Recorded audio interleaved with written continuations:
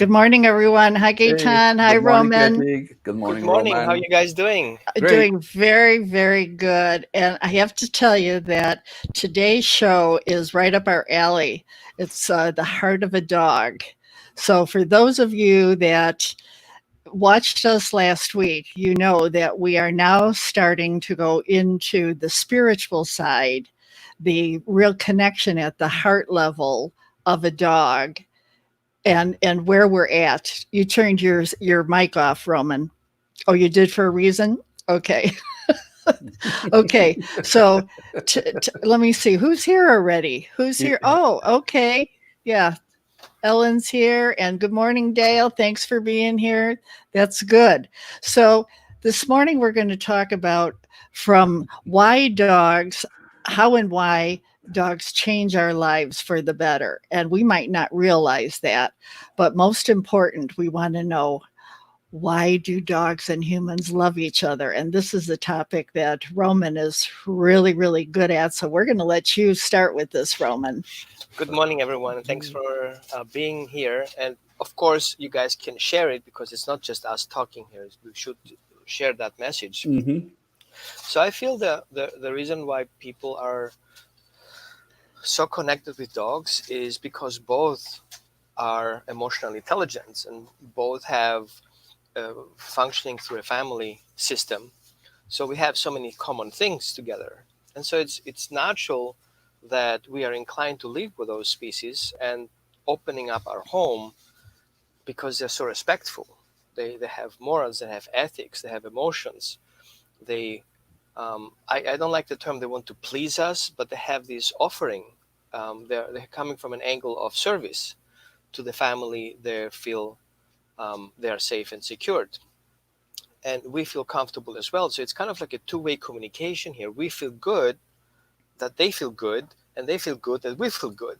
But through that process, we see that dogs and human, because of this feeling good, I'm not a scientist to go very detailed about the chemical composition of that happiness that we have together.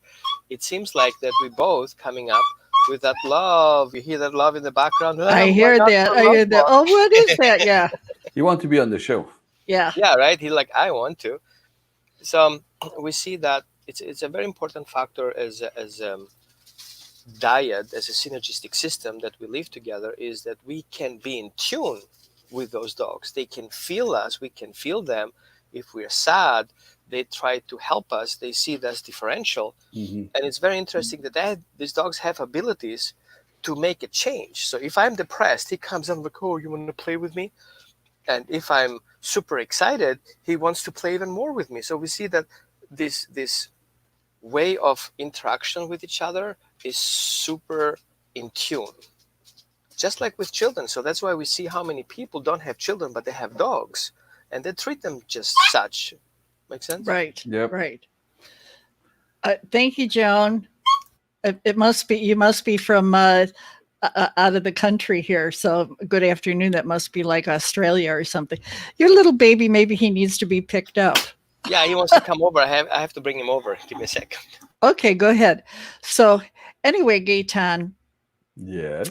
uh, with the people that we know, Hmm. uh, we say to ourselves, well, the dog loves us. But Hmm. if the dog is really loving us, how do we recognize that? How do you recognize that there's love between? Oh, there you go. How do you recognize that there's love between a being and a human? You're asking me this question today at this hour. So, Yeah, in for me, love has no condition. It's not a matter of being fed or a matter of receiving physical attention.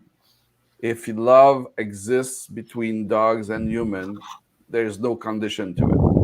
It's past the point where the dog is trained on the reward system. It's past the point where the dog react to a sign of language or word. So in my understanding of love, it's above all these stages. So there's a different phase, I believe, you go through and the relation change And at some point, this relation is no longer about reward, is no longer about order or keyword or key gesture, but it's more like a spontaneous, I will use the word, a spontaneous combustion of love. Okay. Okay. Hey, That's Roman, my take on it. push your mic up a little bit. We're hearing you breathe again. Gotcha. Thank you. Yeah, mics are usually so sensitive. You're absolutely right, Gaetan. Well, see, when you love a dog, there's like an oxy cotton that comes through your system. It's like a hormone because they make you happy. Yeah. There's so many things that a dog does to help you, and when you look at their faces or you see something funny that they do, they just provide so much. And there's one thing that we know for sure, that people don't realize how much a dog really contributes to our well-being. And isn't it only fair that we contribute to their well-being as well?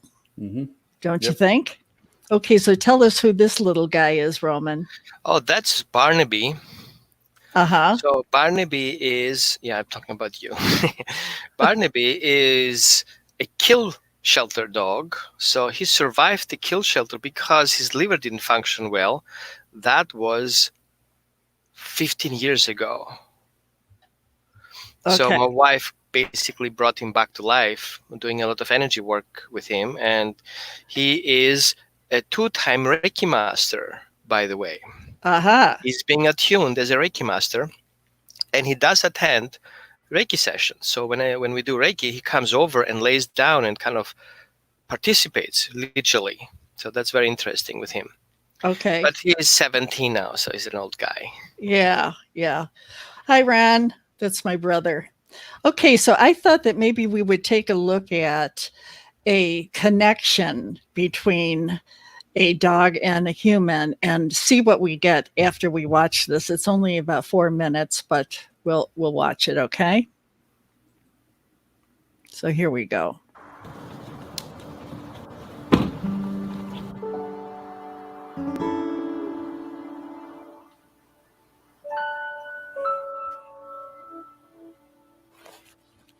You know, an author once said dogs are humans linked to paradise. They don't know evil, or jealousy, or discontent. To sit with a dog on a hillside on a glorious afternoon was to be back in Eden, where doing nothing was not boring. It was peace.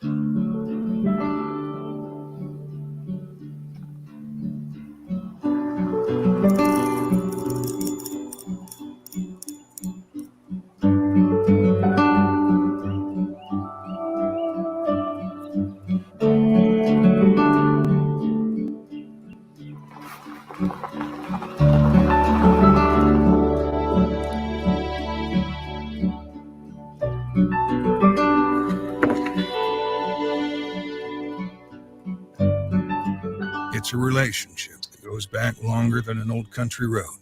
You see, there aren't many things under the stars that are stronger than the relationship of a man and his dog. It's an unbreakable bond, strong as a cord of 3 strands. When the right dog finds the right human, it's as if it always was, and always will be. Sometimes it takes time. Sometimes it just happens all on its own, right away. They protect each other, love each other, wait for each other, and teach each other. See it? Good boy. Most importantly, they never let the other down.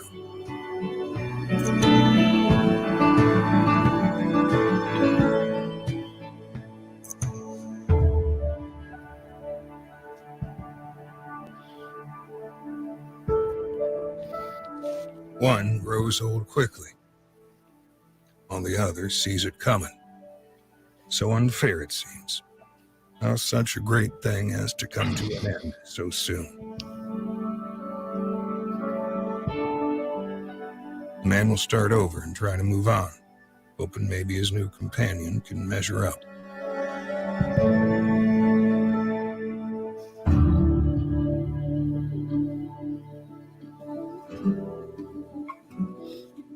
So, listen here, little buddy. You've got a great human there. That's easy to see.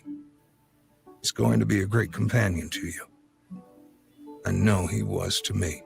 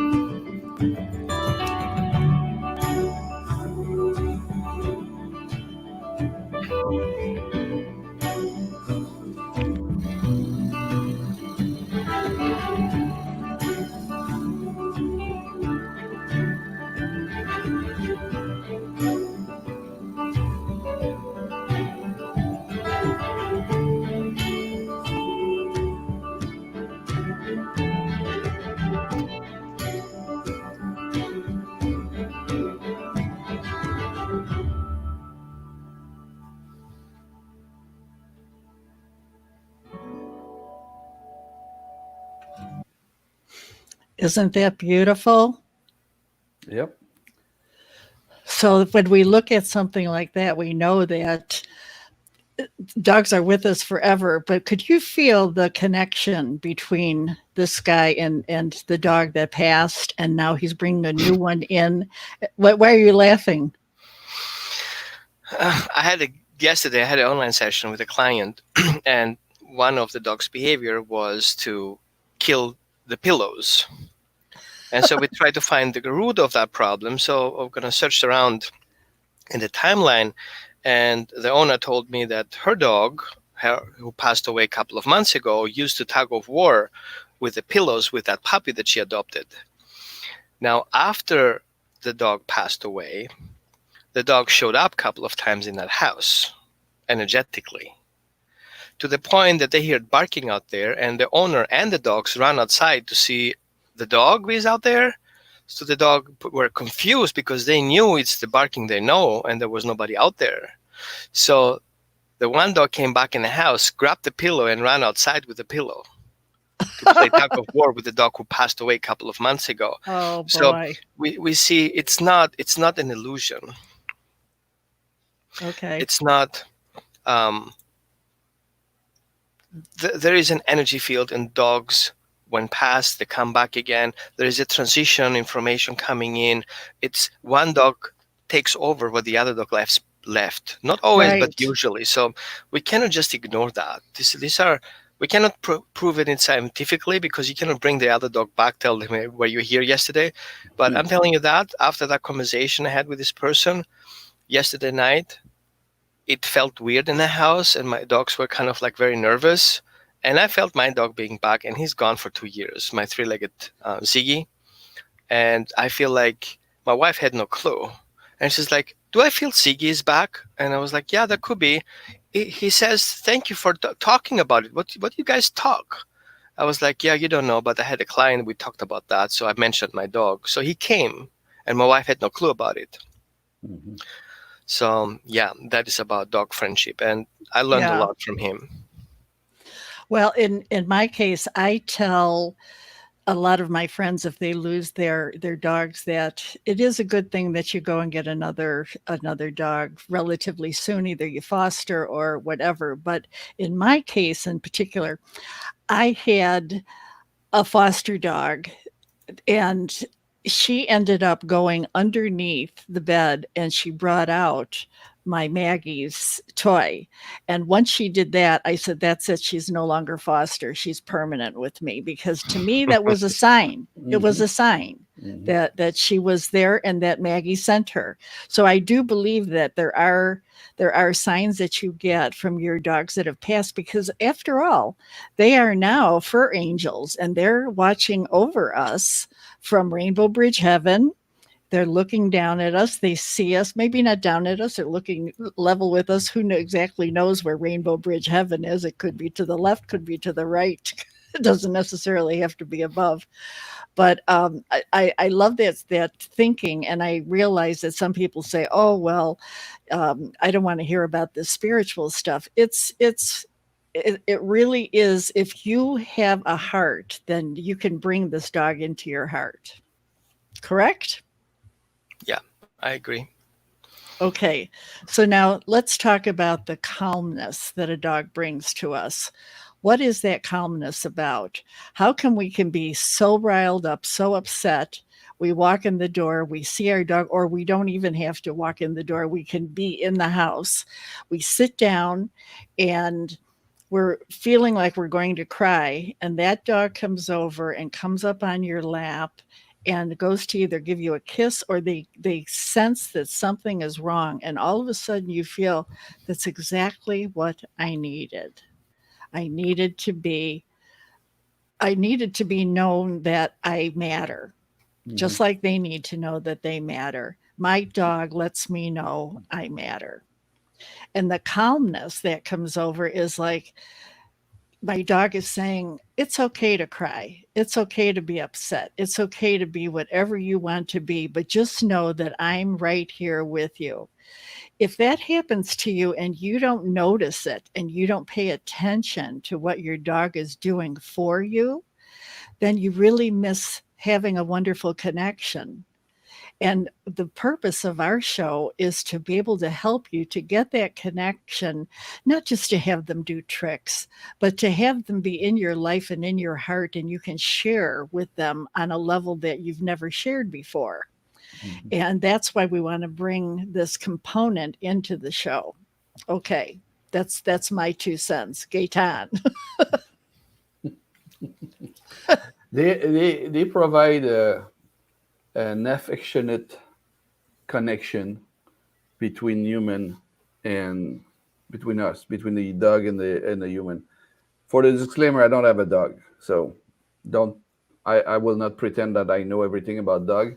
It's not my approach, but I observe that the relationship between human and dogs bring a physical contact, a physical comfort between the two that calm will have an effect of relaxing and calming the person. And this affection can be called kiss me. Aha. And I did a small video which show moment of affection like that. And I did a montage, and if you want, I can play it Okay, for you. let's do it. There we Let's go. me. Oh, you already have it. Yeah. Let's me just click on the click to make it play. Yeah, right here.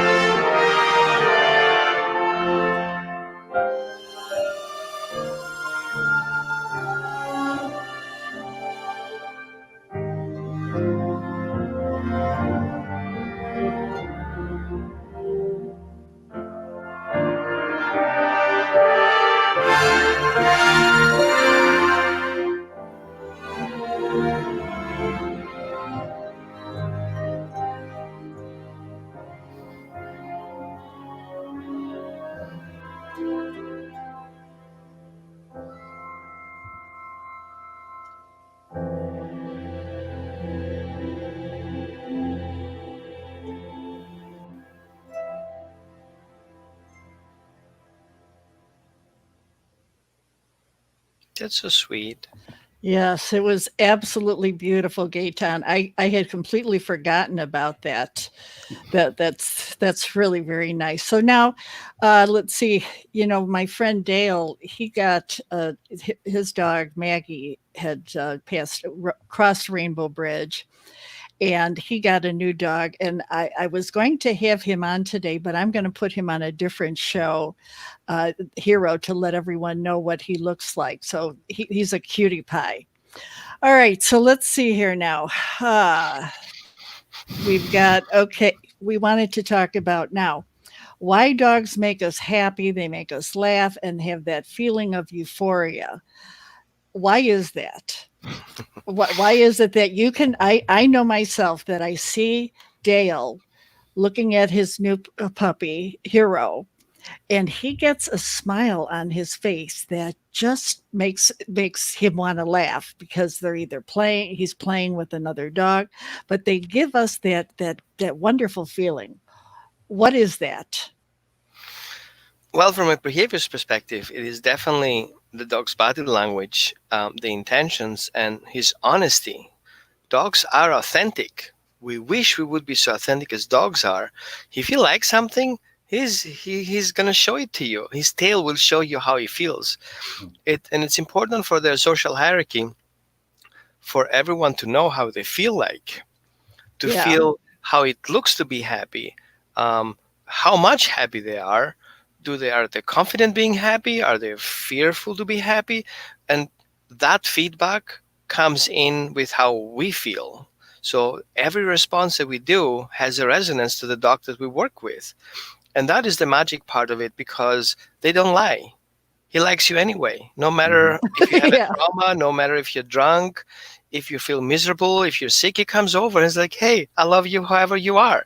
I mean, how can you be serious with that? I mean, that's just, right. you know, Yeah. Well, Psychology Today is a great magazine as well as a website, and there's Dr. Stanley Cohen that I would love to have him on our show. He's a LinkedIn friend of mine, and I keep asking him. He does a lot with dogs. For those of you that haven't, but this is not him. This is from Suzanne, and she has an article. I put a link in the description that you can look about that. Dogs improve your mood, they make you feel loved. They lower your stress level. They help you to be social, which a lot of us really need, and to keep healthy and fit. Gaetan was mentioning before that uh, fat dogs are because, are because you don't get enough exercise, No, or no, you no, feel. no, no. Oh, what did you say? Okay, If your dog is obese, yeah, it's fat, because fat. I you. said fat, Yeah, fat yeah, it's okay. dogs. It's because you don't do enough exercise. You don't exercise enough, Yeah, and the isn't that dogs what I that just said? kind of.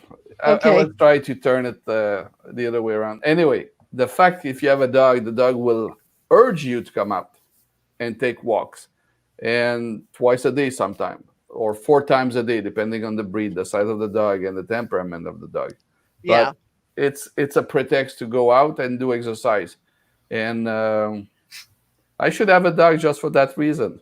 You really, really should. Would have a wonderful time.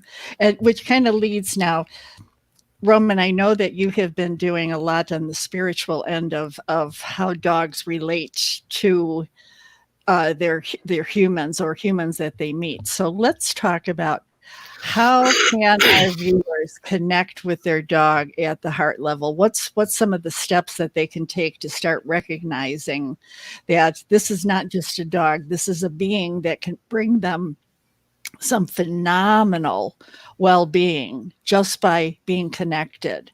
And when I say connected, that means that you observe, you see, you feel, you get it. You just totally get it. There's something with that dog that makes you more complete, just like the dog is more complete if they're with you. So Mhm. what's your advice on that?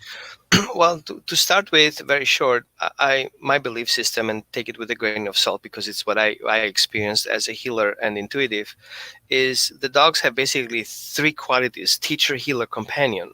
So if Mhm. you go into a shelter and pick up a dog and he talks to you and you feel that, oh my God, I need that dog, he's my dog, um, it comes in with three situations: either to learn from it, either to heal with it, or to be part of it. And so if we take the dog in and start find time away from all this busy stuff, phones, radios, driving, work, and we slow down a little bit, and we slow down to the speed of a dog and be in the present moment, this is where the connection happens, because we start recognizing so much things happening around us at that moment, and we are not consciously aware of that. If the Mhm. dog sits in front of us, he's not just sitting and begging, he's sitting because he wants to communicate. Mm-hmm. And communication is not happening in the brain, it happens in the heart level. The dog literally, we think, and I wrote an article about today, we think dogs are intellectual and they think, but what dogs really do is they know. And that's the magic part of it. They know your potential. Mhm. They know how you feel. They know how they feel. They are totally conscious of their body and their body systems and their energetic systems. If the dog doesn't feel good, he knows what to do with it. We don't. We grab to medications, we grab to Yeah. entertainment, we grab into enrichment. We try to get away from that moment and not dealing with it. Mhm. But if the dog has a trauma, if he has pain, he stops, holds space, goes to a safe place, and recovers. We don't. Mhm. And in short, I had a client in Florida a couple of years back. He wanted to surrender his dog because he was biting him, and we end up to the conclusion that the dog is biting him because he felt depressed. He got off his medication, and Oh, the dog was warning him. So from him surrendering the dog, he becomes his medical alert dog in wow. less than 20 minutes. So that for me was basically um, a turning point where I said, I, as a trainer who is coming from classical conditioning, I miss the whole point of why we have dogs. It's not about having a dog as a luxury article or, as an object, because, you need a big car, a dog, and a family with kids in the street with plans and this concept. And we don't see the energetic and spiritual capacity of a dog to help you transition from Mhm. one lifestyle to another, from one ascension, from one belief system into another, walk you through the ascension process. And some people don't know what means the ascension process is you evolve spiritually and change your frequency as you go upwards Mhm. towards your ultimate goal. And I think that's what dogs make such a huge impact to people, is because they have this ability to walk with us at the same pace and show Mm-hmm. us when we're off, right? You agree with me, right? Yeah, I know. Yeah. That's good. You should do shows with your with your dog all the time. Barnaby, right? He steals the show. Yeah. Yeah. Well, there's another video that I want to show, but I'm going to put a link to it because it's a little bit too long, but you can just get the idea. It's about a vet and how she survives with having her dog, and the connection that you see in this is the heart level. So let me share this for you guys right now, and we'll go. It's about compassion and connection and mission. About two souls bound through service. I was so restricted in what I was allowed to do. I was so lonely. I was so depressed. And now I have this cute, furry, irresistible thing that like nudges you and says, hey, all right, let's get back in life. And that's her. Before Christy Gardner was a soldier, she was a player, a scholarship athlete in lacrosse and field hockey at C.W. Post College in Long Island. Originally, it was soccer, and she was great at that. And then she had to play against the boys because she was too great at that. And then she started playing field hockey. I knew it was a route to an education, but I never took it like, oh, I'm going to be a pro. I never took it that seriously. Just weeks after graduating in 2005, she found a different team, the U.S. Army.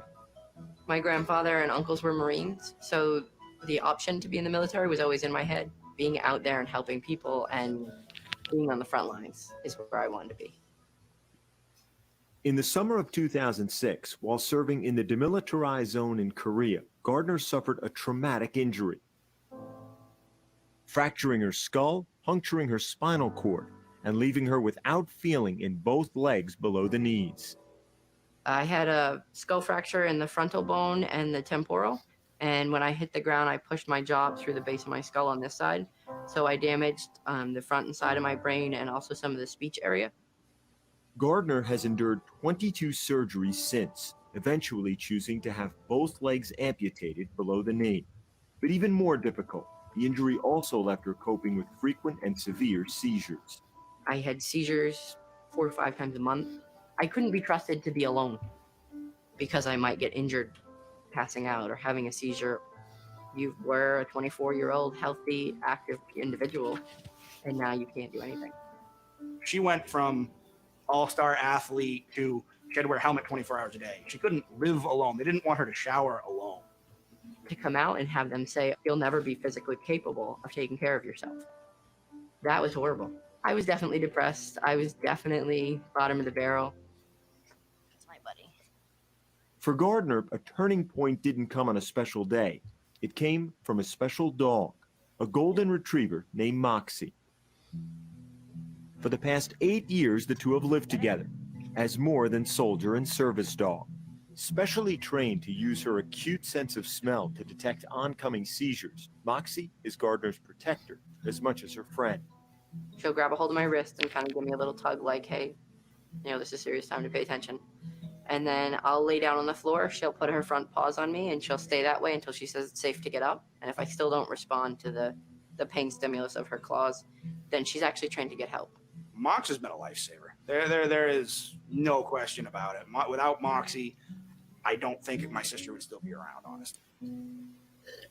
As great a companion as Moxie was, Gardner struggled to re-enter the world. That's when she met Neil Williams at a local VA hospital in 2009, a wheelchair-bound Vietnam veteran who was injured in combat. I was at the VA, and I was sitting in the hallway crying, and, here's this bigger guy, old guy, in a wheelchair that rolls up and reaches out a hand and just talks to me. That was a life-changing moment for both of us, really. This was a young soldier sitting in one of the rows of chairs, sobbing quietly, tears dripping off her chin. And her dog trying to comfort her. She was a soldier in trouble. That's it. That's what we do. Despite their differences, their bond felt almost predestined. I essentially told her that there's life after injury, that the doctors were full of shit. Yeah, you aren't going to be able to do all of the things that you did before, but you're going to do most of them, and some of them you're going to do better, but you have to adapt. He could have rolled away. He could have just kept on going by and never seen me again and not think twice about it like most folks do. And instead, he approached and tried to help. With Williams' insistence and encouragement, Gardner became active again. So finally, I gave in to shut him up, and it turns out there was all these other disabled veterans there that could still do everything. So Neil gave me the little push and a shove to give it a try. It was a short step from active to competitive. She got out there, and it was just like a light switch was flicked on for her. She knew that's what she wanted to do. She's a very determined, very driven person, and that's what she went for, regardless of all of the physical issues that she. Okay, I wanted to stop there because it's getting into, a little bit more. I wanted to just show you the connection of how she came out of the service. She didn't know what to do, and then she found this dog. Now, what really happened? Did she find this dog, or did she have a connection that she knew that this dog would be there and have her back no matter what and help her through a very difficult time? in her life. That's the beauty of a dog. And one of the reasons we want to do the Good Dog Day show is to showcase those dogs that do make a very special contribution and a difference. You might think that they've just been trained. Don't you think it's a little bit more? Yeah. Don't you? I feel that from my perspective, what my personal experience was when I met one of my dogs. It was a phone call of a shelter call, like in 2 hours we're gonna put the dog to sleep, and I got this message from a rescue, and I saw that dog, and I'm telling you, it was like a hand went into my guts and pulled it down, and I was like, I need to get him out. And I've seen like thousands of dogs in those lists, and you just cannot go into everything, but that particular dog pushed my button. I had no money that time, not enough to put gas in my car, so I went to a friend, borrowed money, drove halfway to Boston, and I met another volunteer who brought the dog halfway to Boston to my place to meet. But that, from my perspective, was a reincarnation and an arrangement between me and the dog to meet each other again. Because I felt that dog, I knew that dog before. Yeah. Okay, right. not from that lifetime, from a previous lifetime. And Yeah. Beautiful. I totally get it. we were partners. We saved many dogs. We helped many dogs. He just knew what to do. He was my partner. I haven't even teach him anything. Yeah. So for those of you who are looking over a dog's shoulder, that's great. For those of you that know that your dog is looking over your shoulder, maybe it's about time you pay attention to each other. Does that make sense? Yep. Does that make sense? Well, any closing, thanks for being on the show, everyone. Any closing remarks that we want to make? Yes? No? Nobody. Okay. Closing. Pay attention to your dog, man. Yeah, right. Okay, everyone. We'll see you next week. Thanks again for watching the show. Thank Bye. you. Bye-bye.